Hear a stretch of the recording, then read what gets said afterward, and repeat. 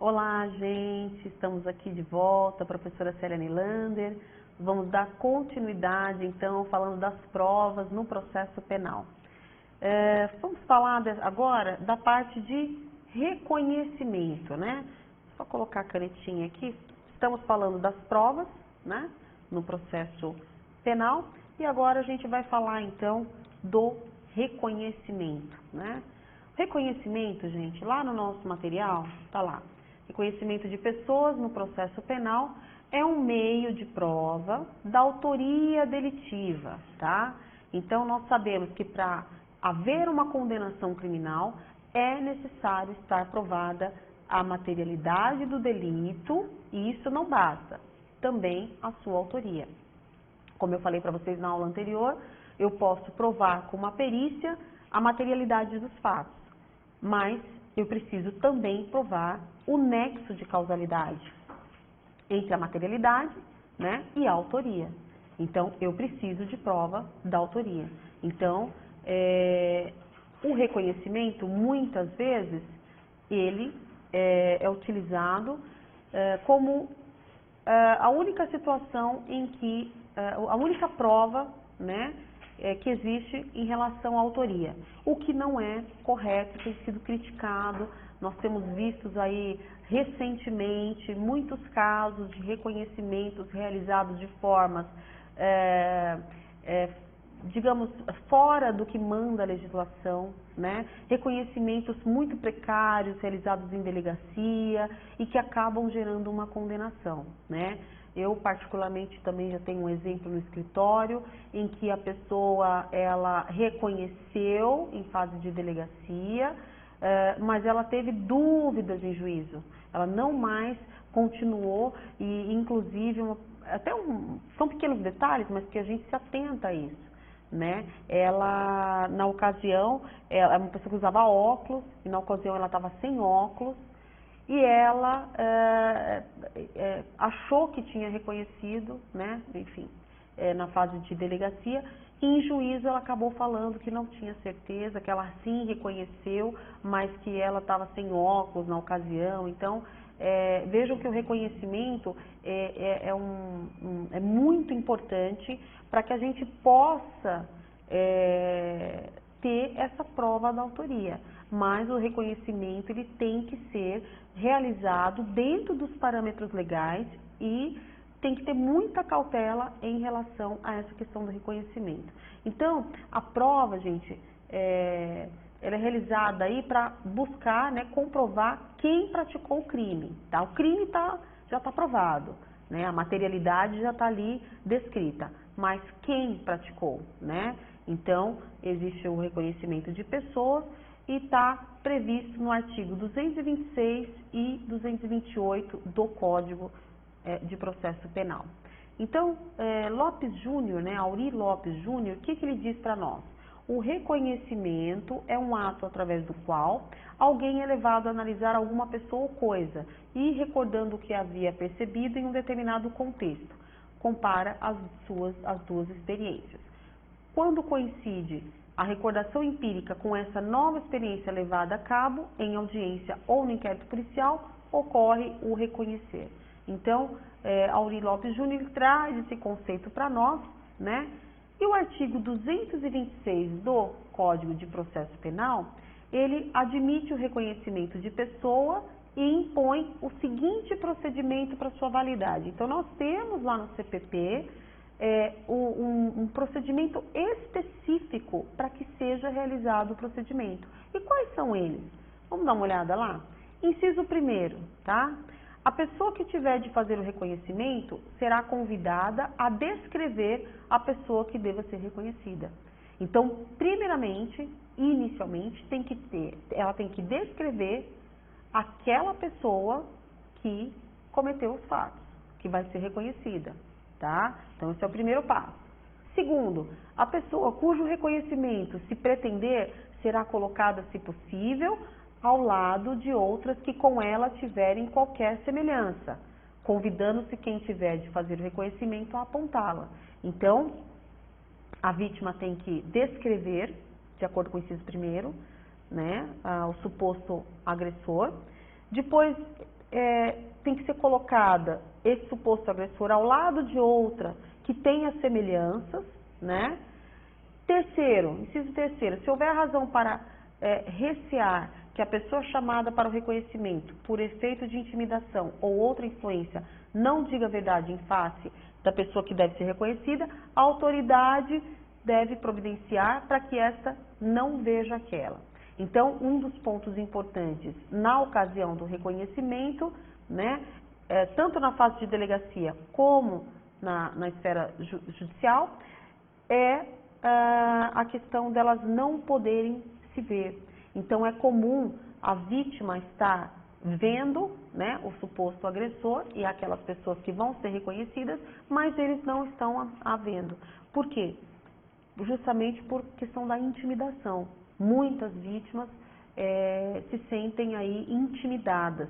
Então, a autoridade ela tem que providenciar para que uma não veja a outra. Até para não macular esse reconhecimento que é tão importante aí no nosso processo penal.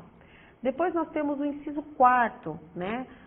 Do ato de reconhecimento, o que vai acontecer? Lavrar-se-á um auto pormenorizado subscrito pela autoridade, pela pessoa chamada para proceder ao reconhecimento e por 2 testemunhas presenciais.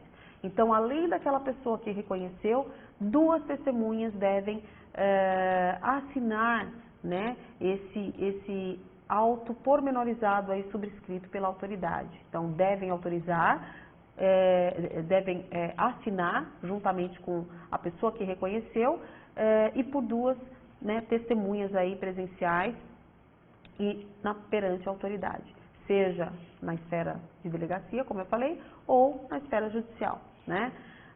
O reconhecimento está previsto no artigo 226, já falamos, e pode ser realizado em qualquer momento, tanto na fase pré-processual quanto na fase processual, respeitando aí tudo que tiver contido nesse artigo. O juiz, gente, ele poderá pedir que seja feito o reconhecimento, pedindo à autoridade policial que coloque o acusado junto com outras pessoas fisicamente semelhantes, tá? Respeitando os aspectos de número de pessoas, né? E é recomendado pela doutrina um número de 5 ou mais indivíduos. E nós sabemos que isso na prática muitas vezes não acontece, né? O reconhecimento, a pessoa está lá só com mais um indivíduo, que nada tem a ver com ela fisicamente, né? Então, uma situação que está gerando aí muitos casos de prisão de réus inocentes, né? Ou de reconhecimentos falhos, de reconhecimentos que não estão aí seguindo a risca o que manda o artigo 226, tá? Assim como a aparência física e roupas que devem ser, na medida do possível, similares e não em contraste, né? De modo a não induzir em erro o ofendido e o seu reconhecimento. Então, eles têm que estar, inclusive, com roupas semelhantes, para que realmente não venha a induzir em erro o reconhecimento, como eu falei, que é tão importante aí no processo penal, tá? O artigo 226, ele também prevê que durante o reconhecimento é desejável apresentar, como eu falei para vocês, pessoas parecidas com o suspeito, não somente as roupas, mas que eles tenham semelhanças físicas, sempre que possível, tá? E diante dessa ressalva contida no inciso 2, a eventual impossibilidade de seguir esses parâmetros precisa ser justificada, sob pena de nulidade do ato. Então, sempre que eu não tenho condições de colocar uma pessoa com semelhanças físicas ou com roupas semelhantes, né, pessoas parecidas, eu tenho que justificar sob pena de nulidade do ato, né? Tamanha importância é o reconhecimento. E o reconhecimento por foto, né? Como é que funciona tudo isso? O reconhecimento por foto, ele nunca vai ter o mesmo valor, tá? É o que traz a doutrina para nós, a jurisprudência, nunca terá o mesmo valor do que o reconhecimento presencial, né? Tendo em vista o quê? A dificuldade em imputar uma foto a uma pessoa real. Nem sempre a pessoa corresponde ao que ela realmente é, né? Muitas vezes a foto ela tem modificações, né? Então a foto ela deve ser usada somente em casos excepcionalíssimos, quando puder ser usada somente como confirmação de outras provas já produzidas. Ela não pode, a foto por si só, provar, né, a ocorrência de um crime sem que tenha aí outros elementos que venham a corroborar com esse reconhecimento fotográfico.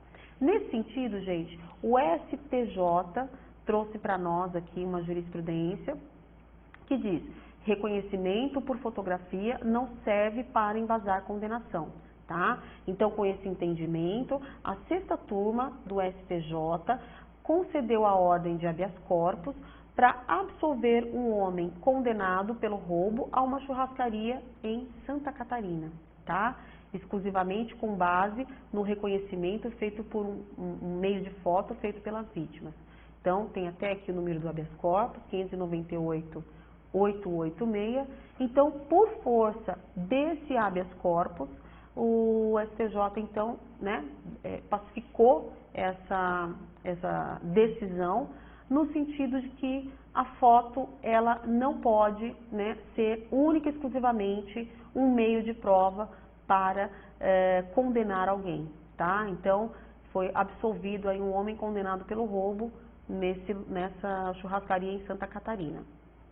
No julgamento desse habeas corpus, afirmou-se o seguinte, de que o entendimento no seguinte sentido, de que se adote um novo rumo na compreensão dos tribunais acerca das consequências da tipicidade procedimental do ato de reconhecimento formal de pessoas, tá? Então, nós sabemos aí que o reconhecimento de pessoas é um ato que depende essencialmente da memória humana, que é falível e passível de influência, né? Então, temos inúmeros casos noticiados de erros judiciários, né? Falhas de reconhecimento levam pessoas inocentes a cumprirem pena, né? Ou serem condenadas. Então, temos inclusive, foi criado aí um projeto chamado Inocência, né? Aonde é destinado então a enfrentar esse problema de condenação de inocentes, né? Então, por conta disso, esse julgamento do STJ foi extremamente importante para afastar a fotografia como embasamento, como única prova de embasamento aí para condenação, tá? Reconhecimento feito por vídeo tem força probatória superior à fotografia, tá?